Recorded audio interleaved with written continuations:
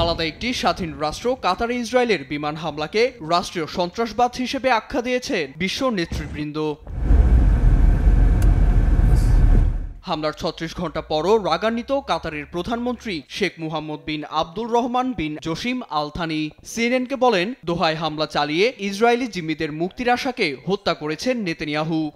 আমরা ভেবেছিলাম সভ্য মানুষের সঙ্গে আলোচনা করছি, কিন্তু তাদের আচরণ বর্বরতাকেও হার মানায়। নেতানিয়াহু আগ্রাসন চায়, যুদ্ধবিরতি আলোচনার নামে শুধু সময় নষ্ট করছে।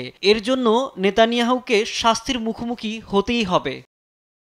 তেল আবিবের বর্বরতার জবাবে মুসলিম বিশ্ব সম্মিলিত ও জোরদার প্রতিক্রিয়া জানাবে বলে হুঁশিয়ারি দেন আল থানি। সেই লক্ষ্যে কাতারে আরব সম্মেলনের প্রস্তুতি চলছে বলেও জানান তিনি।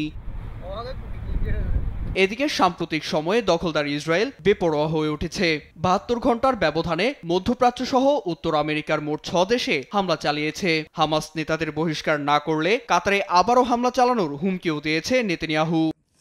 On that day, Islamist terrorists committed the worst savagery against the কাতার ও অন্য রাষ্ট্রদের বলতে চাই, সন্ত্রাসীদের বহিষ্কার করুন, না হয় আইনের আওতায় নিয়ে আসুন, কারণ আপনারা ব্যর্থ হলে আমরা তা করে দেখাবো।